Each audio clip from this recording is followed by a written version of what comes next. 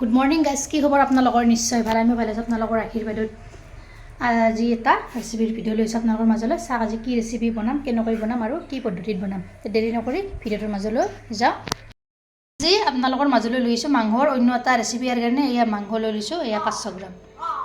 আজি মাংস বনাম কিহেৰে সৈতে, ইয়াৰ কাৰণে লৈ লৈছোঁ পিঁয়াজ দুটা এনেকৈ কাটি লৈ লৈছোঁ, আৰু লৈ লৈছোঁ মাহপাত, ডালচেনি আৰু লং ইলাচি। চাই ভিডিঅ'টো সম্পূৰ্ণভাৱে আৰু স্ক্ৰিপ্ট নকৰাকৈ দেৰি নকৰি ভিডিঅ'টোৰ মাজলৈ লৈ যাওঁ। অলৰেডি মই কেৰাহীটো গৰম হ'বলৈ দিছোঁ, তেলখিনিও গৰম হৈছে। ইয়াতে এতিয়া মই পিঁয়াজ আৰু গোটা মছলাখিনি দিলোঁ, লং ইলাচি, ডালচেনি। প্ৰথমতে পিঁয়াজখিনি মই ৰংচঙীয়া কৰি ল'ম। সহজ পদ্ধতিত আজি বনাম মাংসৰ তৰকাৰীখন।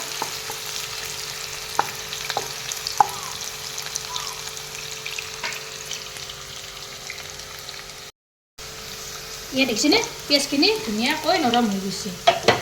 ইয়াতে এতিয়া মই মাংসখিনি লৈ আহিম।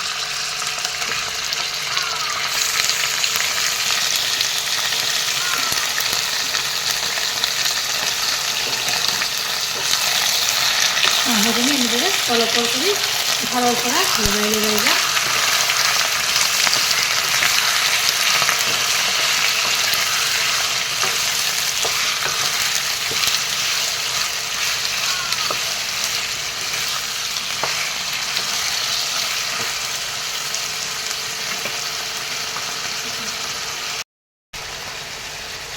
ইয়াতে এতিয়া এয়া নিমখ দিম এচামুচ, হালধি গুড়ি দিছোঁ এচামুচ, তাৰপিছত ধনিয়াৰ গুড়ি দিছোঁ এচামুচ, জিৰাৰ গুড়ি দিছোঁ এচামুচ, জলকীয়া গুড়ি দিছোঁ এচামুচ।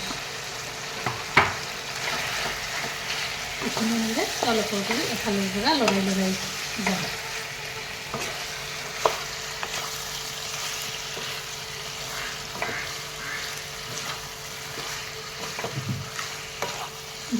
ধুনীয়াকৈ মই লৰাই দি দিলোঁ। তাৰপিছত ঢাকনিখন এনেদৰে লগাই থৈ দিম। ঢাকনিখন গুচাই দি দিলোঁ। মই আদা নহৰুৰ পেষ্টটো দিয়া নাছিলোঁ, আদা নহৰুখিনি ইয়াতে দি দিলোঁ। এয়া 2 চামুচ। এনেদৰে আদা নহৰুখিনি মই পিচি থৈ দিওঁ।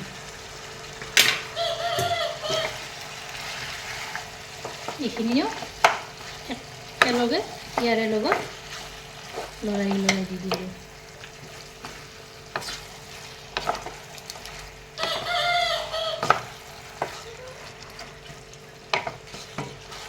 ঢাকনিখন পুনৰ এনেদৰে লগাই থৈ দিম। এয়া কেইমিনিটমান যোৱাৰ পিছত মই ঢাকনিখন গুচাই দিলোঁ। দেখিছেনে মাংসৰ পৰা এয়া পানীবিলাক ওলাব ধৰিছে। মাংসৰ পৰা পানীবিলাক সম্পূৰ্ণভাৱে ওলাবলৈ দিব, তেতিয়াহে সোৱাদ লাগিব। ইয়াত মাংসৰ তৰকাৰীখন তলপৰ কৰি লৰাই দিলোঁ এবাৰ। তাৰপিছত ঢাকনিখন আকৌ এনেদৰে লগাই থৈ দিম। এয়া কিছু সময় যোৱাৰ পিছত মই ঢাকনিখন গুচাই দিলোঁ। দেখিছেনে এয়া মাংসৰ পৰা পানীবিলাক নাইকিয়া হৈ গৈছে। ইয়াত মাংসৰ পৰা এনেদৰে তেল ল'ব ধৰিছে। একদম ওচৰৰ পৰা দেখুৱাই দি দিছোঁ। এনেদৰে ভাজোঁতে যেতিয়া মাংসৰ পৰা তেল ওলাব, তেতিয়াহে তাত অলপ পানী দি দিব। পানী অলপ এড কৰি দি দিব। এইখিনি পানী মই নাইকিয়া হৈ যাবলৈ দিম। ঢাকনিখন আকৌ এনেদৰে লগাই থৈ দিম। এয়া মই ঢাকনিখন গুচাই দিলোঁ। এয়া গ্ৰেভিটো চাওকচোন কেনেকুৱা আছে। আপোনালোকেও এনেদৰে এবাৰ ট্ৰাই কৰিব।